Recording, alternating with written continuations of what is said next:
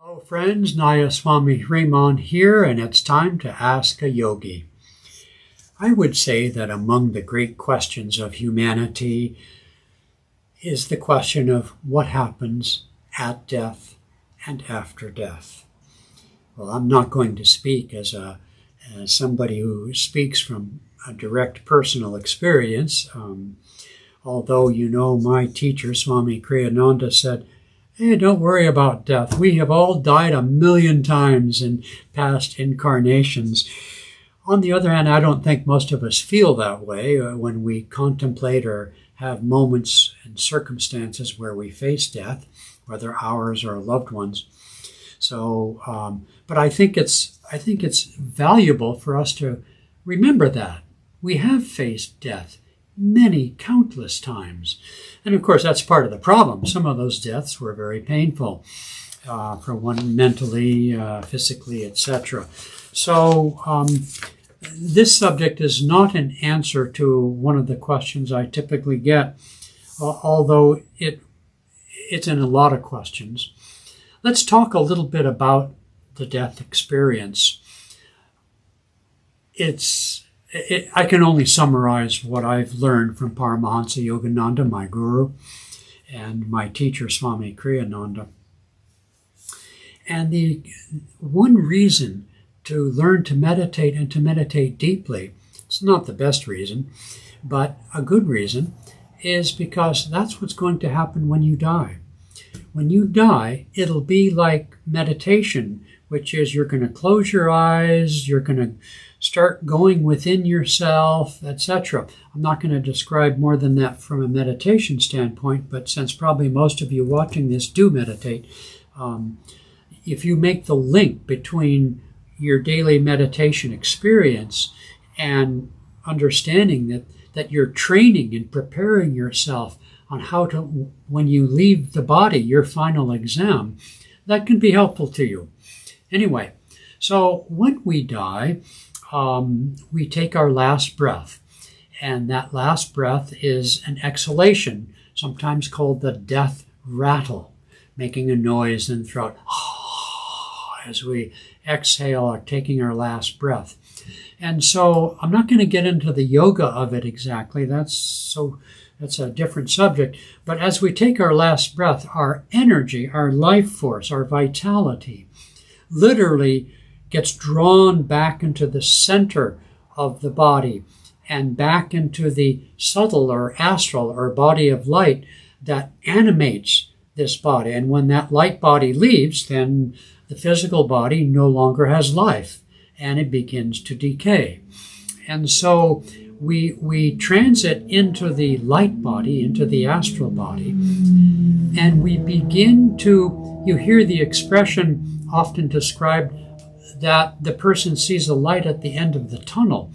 Well, the tunnel is the spine of that subtle astral light body, because our life force, which is our light body, our energy body, our astral body, gets drawn away from the periphery of the senses and the organs and so forth. And by the way, the last sense of the five senses that disappears is hearing.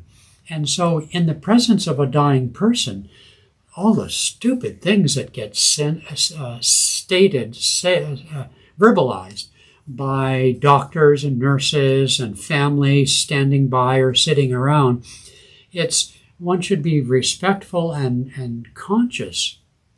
Many, many stories go around that people who say things that are heard.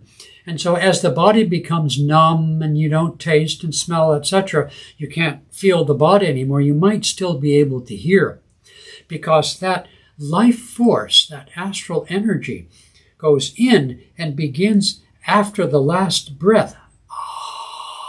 That's when it begins to, it's beginning to leave the physical body and make its way into the spine of the astral body and begin its ascent.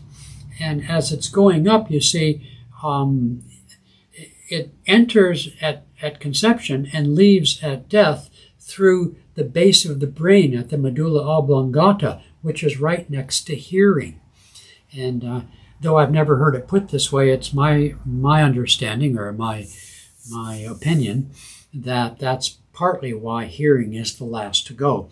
Anyway, so the energy, life force, intelligence, feeling, consciousness goes into this birth canal, the spine of the astral body, seeing a light. The light is the astral light of the astral world, which light is entering the human body through the medulla. So as we're exiting the human physical body and going back out through that body, through the astral spine, we see a light at the end of the tunnel.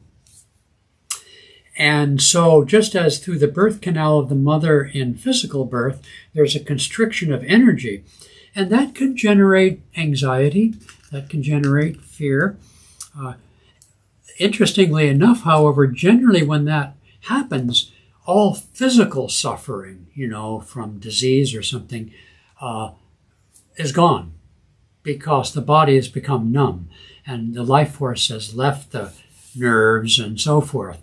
So there's a cessation of physical suffering, but there can be some mental distress potentially as our life gets constricted into the birth canal. The birth canal meaning you're, in a sense, reborn into the astral world of some people call heaven, and of course the other place there is there too. But anyway, so we go out into that light. Now, when we go into that light, of course, it's like we burst open. And, part of the issue of anxiety is the fact that we're no longer breathing. And so like a fish out of water, that's also part of the process of that can generate anxiety.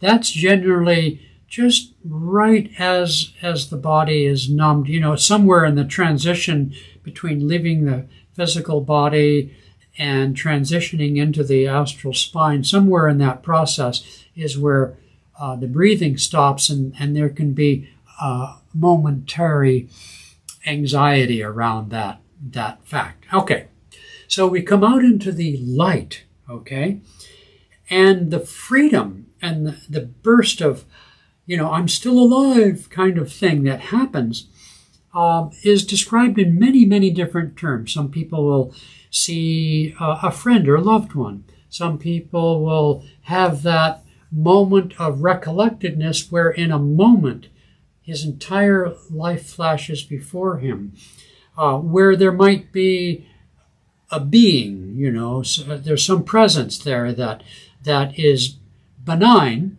but as it were reading the book of life to you. These are all kind of metaphors, but that sense of a life review will generally take place right about that moment of your rebirth onto the astral world.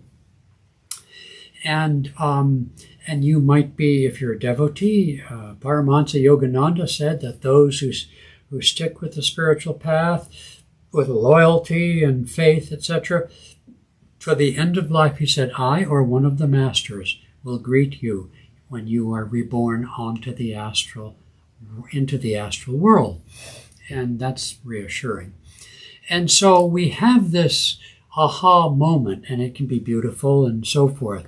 The experiences that happen from that point forward, however, will vary greatly. The average person who maybe doesn't even have a